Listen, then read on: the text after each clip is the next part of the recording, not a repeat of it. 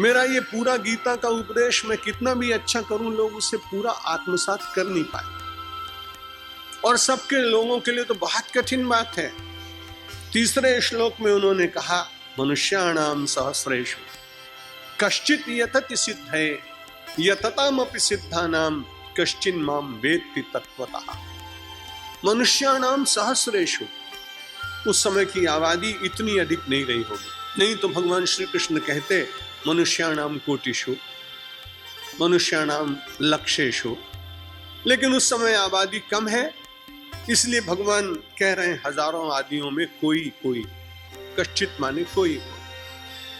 अगर आजकल लोग ज्यादा भगवान का स्मरण, ध्यान, पूजा, सदाचार नहीं कर पाते तो कोई बहुत चिंता करने की बात नहीं। मनुष्याणाम सहस्रेषु कश्चित् यतति सिद्धये, उस परमात्मा को प्राप्त करने के लिए, सिद्धये मतलब ईश्वर को प्राप्त करने के लिए, सिद्धये का मतलब आत्म जागृति के लिए, सिद्धये का मतलब आत्मानुसंधान के लिए। सिद्धि वो नहीं जिसमें से आदमी कई बार उड़ जाया करते थे पहले। कोई आदमी आवे तो देखते उसको बता देते कि आप किस काम के लिए आए। ये बड़ी छोटी छोटी सिद्धियां अभी भी हमारे देश में कभी कभी किसी किसी व्यक्ति के भीतर वे सिद्धियां दिखाई पड़ती, लेकिन उससे उस व्यक्ति को लाभ होता है, आपको कुछ होने वाला नहीं। ये सबकी सार्वजनिक सिद्धि है कि जो साधना पूर्वक अपने जीवन को शुद्धता के मार्ग पे ले जा रहा है और उसके भीतर का आनंद अपने भीतर से स्वयं प्रकट हो रहा है।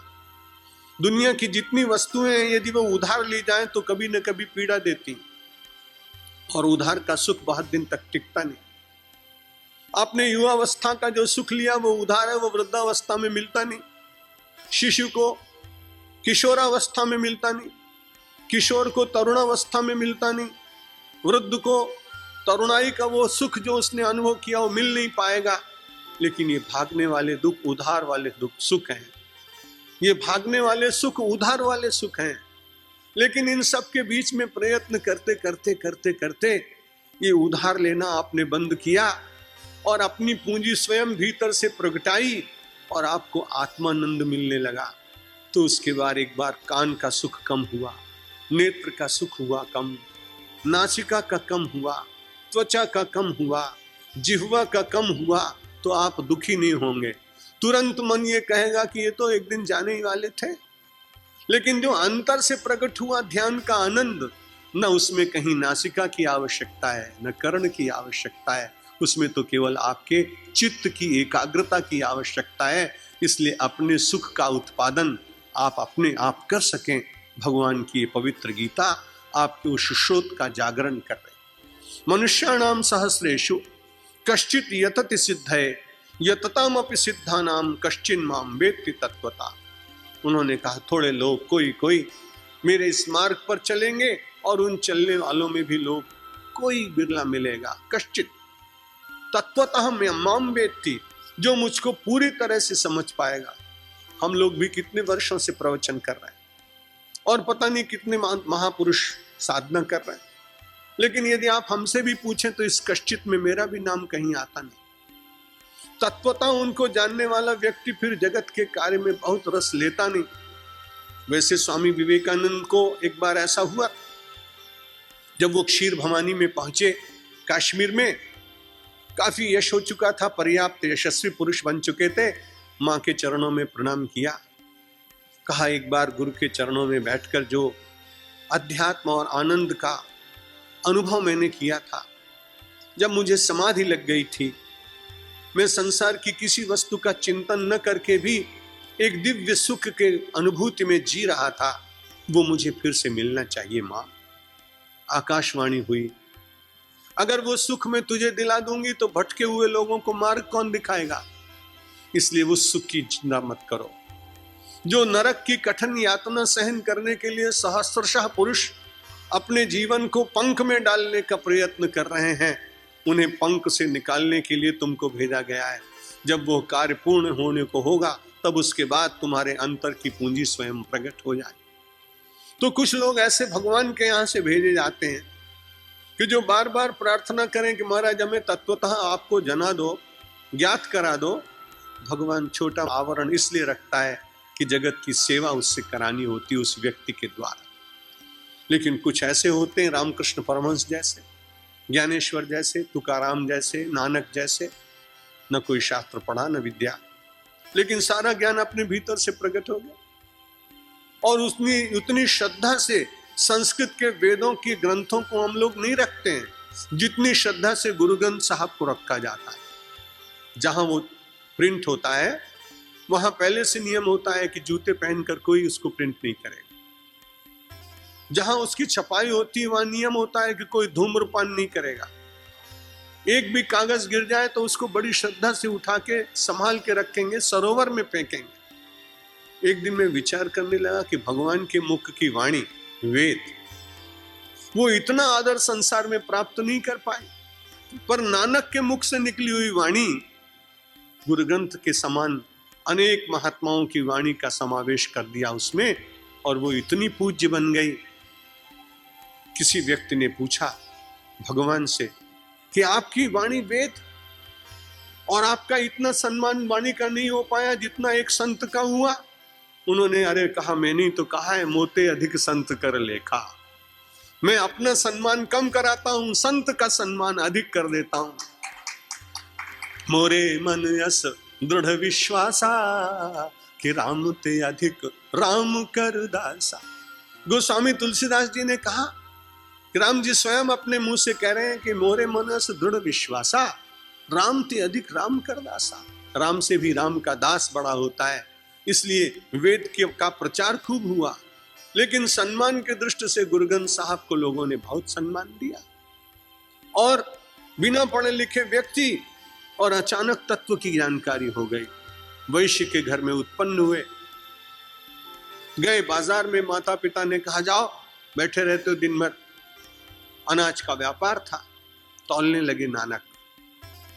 जब देने लगे तो किसी आदमी को उन्होंने दिया और उन्होंने एक तराजू का भर के 5 किलो में 1, फिर 2, फिर 3, बाद में गिन लेते कि उसको 5 से गुणा कर देंगे इंटू 5 कितना होगा पता लग जाए। 10, 11, 12, जब 13 हुआ तो उसके बाद आगे चले ही नहीं। भर भर के पलड़े देते जा रहे हैं उसको, 13, 13, 13। इतने में आया कोई आदमी, बोला 5 बार तो बोल चुके 13, अब तो 18 बोलना चाहिए। उसने कहा भाई 13 के बाद मुझे कुछ आता नहीं, जो कुछ भी है परमात्मा सब 13, इसलिए 13 से आगे अब नहीं चल सकता। नानक ने कहा सब 13, तत्वमसि, जो कुछ भी है सब भगवान ही है। अपने लिए कहा अहम ब्रह्मास्मि, सामने खड़े हुए व्यक्ति को कह दिया तत्वम असि, तुम भी वही हो जो मैं हूं। सारे विश्व को देखा तो मुंह से बात निकल गई, सर्वम खलविदम ब्रह्म, ये सारा विश्व ब्रह्म का रूप, मैं ब्रह्म का रूप, तुम सामने बैठे हुए ब्रह्म का रूप। मनुष्याणाम सहस्रेषु कश्चित् यतति सिद्धये यततामपि सिद्धानाम कश्चिन् माम वेत्ति तत्वतः। वो किस जाति में, किस प्रांत में, किस भाषा में उत्पन्न होगा कुछ पता नहीं चलता। परमात्मा उस ऐसे व्यक्ति को जो तत्व से भगवान को जानता है, कोई जानता है, लेकिन वो इतिहास में अमर हो जाते हैं।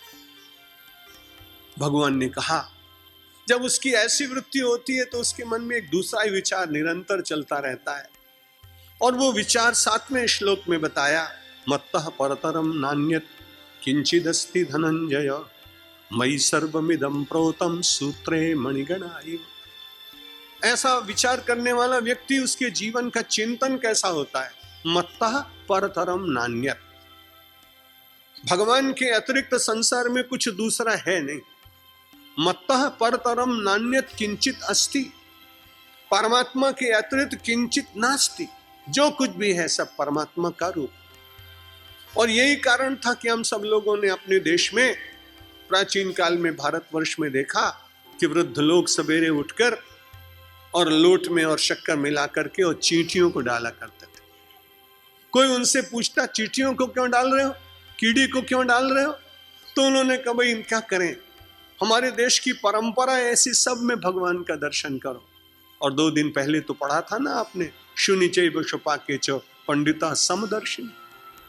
मत्ता परतरम नान्यत् किंचिदस्ति धनंजय, शुनि में, श्वान में, शोपाक चांडाल में, ब्राह्मण गवि हस्तिनी, ब्राह्मण में, गाय में, हाथ में, हाथी में, इन सब के भीतर एक ही को देखने वाला पंडित होता है।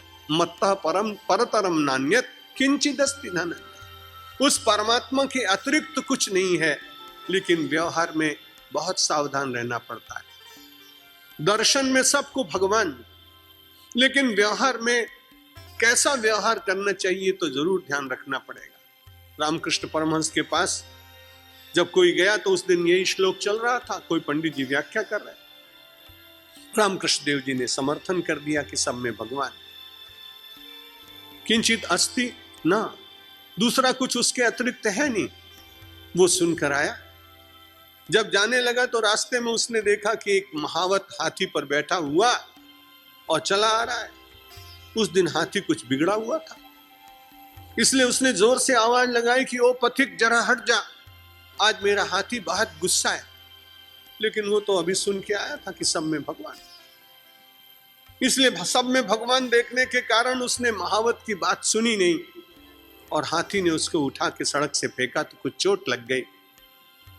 वो तुरंत रामकृष्ण परमहंस के पास गया कि बाबा आपकी बात बिल्कुल गलत, तुम्हारा उपदेश सुनने से जो मेरी दुर्गति हुई है मैं जानता हूं, इसलिए महात्माओं के पास जाकर के बात ठीक से समझनी चाहिए। रामकृष्ण परमहंस ने कहा भाई क्या हो गया? उसने कहा आपने कहा सब में भगवान देखो, सब में भगवान देखो, मैंने हाथी में भगवान देखा, उसने मुझे उठा के पटक लिया। उन्होंने कहा भाई आधा ही तुमने देखा, हाथी में जब भगवान देखा तो महावत भगवान भी तो कुछ कह रहा था कि हट जा भैया, हट जा भैया, तो अब तुमने नहीं सुना? एक जगह भगवान दिखाई पड़ा और दूसरी जगह भगवान दिखाई नहीं पड़ा, ये कैसी बात है? तो परमात्मा सर्वत्र है, लेकिन व्यवहार में अपने थोड़े से विवेक का पालन करना पड़ेगा। यदि आपने सब जगह परमात्मा को एक जैसा देखा तो पत्नी और माँ और बहन और पड़ोसिन, इनमें अंतर नहीं दिखाई पड़ेगा, क्योंकि शरीर सबके एक जैसे हो। इसलिए शरीर की एकता यदि देखेंगे तो मिथ्याचार और दुराचार बढ़ जाएगा। परमात्मा ज्योति के रूप में सब में व्याप्त है। उस ज्योति का कहाँ कैसा प्रगटीकरण होना चाहिए, उस ज्योति का प्रकाश कहाँ कितना होना चाहिए, उस ज्योति का कैसा उपयोग होना चाहिए, ये बुद्धि परमात्मा ने मुझे और आपको दी है। इसलिए मत्तः परतरम नान्यत किंचिदस्ति धनंजय मयि सर्वमिदं प्रोतम सूत्रे मणिगणाय। जैसे मणियों की एक माला बना दीजिए, पुष्प की माला यहां आप देख रहे हैं, लेकिन इन मालाओं के भीतर ओतप्रोत कौन है, इसमें व्याप्त कौन है? जैसे इसके भीतर धागा दिखाई नहीं पड़ता, फूल के सौंदर्य दिखाई पड़ रहे हैं, उनकी मंजुलता दिखाई पड़ रही है, उनकी कोमलता दिखाई पड़ रही है, उनके किंजिल का नासिका आनंद ले रही है।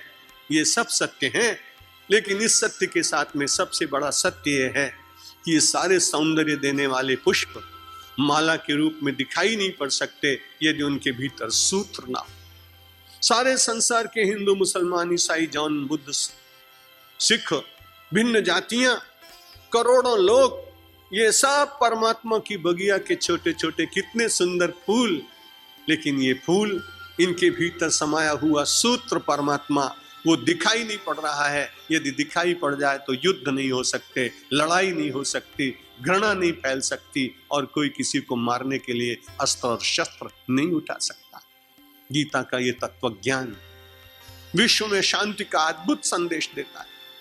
मानव के भीतर विराजमान उस ब्रह्म की ज्योति का दर्शन कराने के लिए जब हमारे भीतर प्रेरणा जागती है तो अंधकार अपने आप टूटता है। भगवान ने कहा मयि सर्वमिदं प्रोतम, मैं सबके भीतर विराजमान हूं। कैसे विराजमान हूं? जैसे मणियों के बीच में सूत्र विराजमान होता है।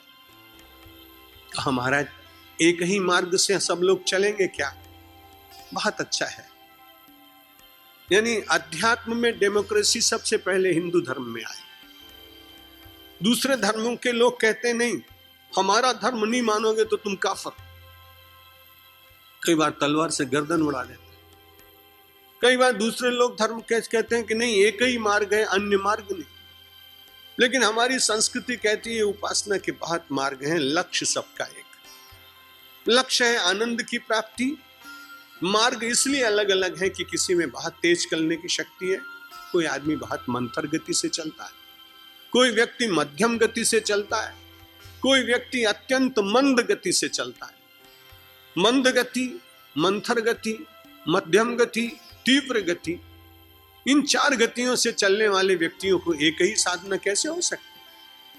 इसलिए कहा कि सारे संसार में भगवान का दर्शन करने वाले व्यक्ति का मार्ग भिन्न हो सकता है। और ये बात बताते हुए 16वें श्लोक में भगवान ने कहा, चतुर्विधा भजन्ते माम जनाः सुकृतिनोर्जुन। 16th, चतुर्विधा भजन्ते माम जनाः सुकृतिनोर्जुन, आर्तो जिज्ञासुरर्थार्थी ज्ञानी च भरतर्षभ। 16वें श्लोक में 7वें अध्याय में भगवान ने कहा, देखो 4 तरह के लोग, चतुर्विधा भजन्ते माम, मुझे 4 प्रकार से लोग भजते हैं। चतुर्विधा भजन्ते माम जनाः, लेकिन सब लोग भजन नहीं करते। एक आदमी ने कहा, मैं भगवान को नहीं मानता। मैंने कहा, मत मानिए, तकलीफ क्या है? उसने कहा, मैं भगवान को बिल्कुल नहीं मानता हूं। मैंने कहा, तुम नहीं मानते, अच्छी बात, भगवान तुमको मानता है। उसने कहा, क्या बात करते हैं? मैंने कहा, उसने तुम्हारी आंखों में जो देखने की शक्ति दी है ना, उसने तुमको अंधा नहीं बनाया। कान में सुनने की शक्ति दी है, तुमको बहरा नहीं किया। जिह्वा में जो शक्ति दी है ना चखने की, उसको बंद नहीं किया। और ये सारी जितनी शक्तियां हैं किसी देवता के द्वारा आती। सूर्य के द्वारा व्यक्ति को नेत्र की शक्ति मिलती है, वरुण के द्वारा आस्वाद मिलता है, पृथ्वी के द्वारा गंध मिलती है, और इन सब के ऊपर नियंत्रण है परमात्मा का। इसलिए तुम परमात्मा को नहीं मानते हो, बहुत अच्छी बात, पर परमात्मा विचार करता है कि अज्ञानी व्यक्ति है, इसकी आंखें थोड़ी फोड़ देंगे, इसे बहरा थोड़ी बना देंगे, इसको गूंगा थोड़ी बना देंगे। मैंने कहा, तुझे गूंगा बहरा और तुझे अंधा नहीं बनाया, अब भी तू भगवान को नहीं मानता है? उसने कहा, अब कल से मानूंगा, मुझे मालूम नहीं था कि भगवान ने मुझे क्या दिया। चतुर्विधा भजन्ते माम जनाः सुकृतिनोर्जुन। भगवान ने कहा, भाई किसी मार्ग से जाओ। जो सुकृति लोग होते हैं वो भगवान का स्मरण करते हैं, जिनका थोड़ा सा पुण्य है। सुकृति माने जिन्होंने कुछ अच्छा किया, सुंदर कृति, जिन्होंने पहले कोई बहुत अच्छा काम किया, उसको सुकृति कहते हैं। आप सब बड़े पुण्यशाली सुकृति। श्रीमद् भगवद गीता के इस पवित्र प्रवचन यज्ञ में आप आ रहे हैं। मैंने भी कुछ पुण्य किए, इसलिए मुझे भगवान की बात कहने का भगवान ने अवसर दिया। तो जब सुकृति हो गए तो भगवान की ओर चलते हैं। अब जब चलते हैं तो सब लोग एक साथ चले तो ठीक भी नहीं, फिर तो बड़ा मुश्किल है। इतना ट्रैफिक जैम हो जाए कि आपको रेडियो से सुनना पड़े कि कौन से रास्ते को बदलें, कहां डाइवर्शन। इसलिए भगवान ने 4 मार्ग बता दिए कि जो सुकृति लोग होते हैं वो 4 मार्ग पर चलते हैं, और सबकी मानसिक स्थिति भी भिन्न भिन्न होती है। आर्तो जिज्ञासु, अर्थार्थी, ज्ञानी। कुछ लोग ऐसे हैं कि जिनके ऊपर बहुत बड़ी विपत्ति आ गई, आर्त। और जब आर्त होता है व्यक्ति, अगर संसार से कभी मांगे तो कुछ मदद मिलती है, कभी नहीं मिलती। टर्की में इतना बड़ा भूकंप आया, हजारों लोग भगवान के प्यारे हो गए, थोड़ी थोड़ी मदद दुनिया के लोग कर रहे हैं, लेकिन पूरी मदद कौन कर सकता है? अगर वो निष्ठा सब लोगों में वहां वैसी हो तो मुझे लगता है कि विश्व के बहुत लोग ज्यादा चले जाते। लेकिन गीता का जो भक्त है वो आर्त है। विपत्ति आ गई, विपत्ति आ गई, और विपत्ति में विरह जागा। कई बार विपत्ति में लोग बिलखते हैं, और कई बार विपत्ति आ जाए तो कई लोग विरह में भगवान को पुकारते हैं। मीरा के ऊपर बहुत बड़ी विपत्ति आई, पति भोजराज का देहांत हो गया। परिवार के लोगों ने उत्पीड़न करना प्रारंभ कर दिया। मन से उसने गिरधर गोपाल को अपना पति माना था, बहुत पीड़ा दी। लेकिन जब लोग कहने लगे तुम्हारा दर्द बहुत है मीरा, तो उन्होंने कहा, तुम चिंता मत करो, मुझे उससे मिठास बात। दुनिया के दर्द में लोगों को कष्ट होता है, लेकिन मेरा दर्द मुझको मिठास दे रहा है। और एक बात तुमसे कहूं कि मैं तो दर्द दीवानी, मेरो दर्द न जाने कोई, सूली ऊपर सेज पिया की, मिलना किस विध होए।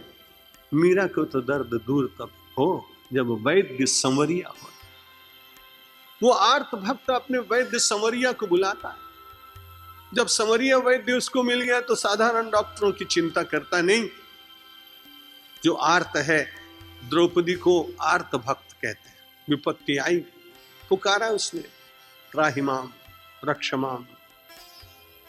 द्वारिकानाथ, भगवान ने देखा कोई पुकार रहा है, विरह की वेदना है, मिलन की आकांक्षा है, साधना का क्षेत्र, कोई तीर्थ नहीं, कोई गुफा नहीं, कोई हिमालय नहीं, कोई आश्रम नहीं, एक द्यूत का स्थान जहां लोग जुआ खेल रहे हैं, उस जुआ के स्थान में भी कोई भक्त अपने भगवान को बुला सकता है।